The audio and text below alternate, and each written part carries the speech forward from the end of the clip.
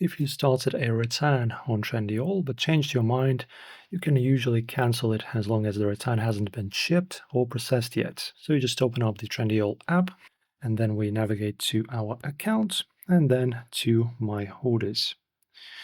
And if cancellation is still allowed, you'll see an option like Cancel Return Request, or Withdraw Return, or Return Request Cancellation.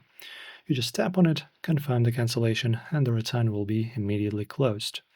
If you don't see the cancel button, it means the courier has already picked up the package or Trendyol has already processed the return. In that case, you can contact Trendyol Live Support in the Help Center and ask them to stop the return manually. They can only do this if the refund hasn't been completed yet. And this is how you cancel a return request on Trendyol.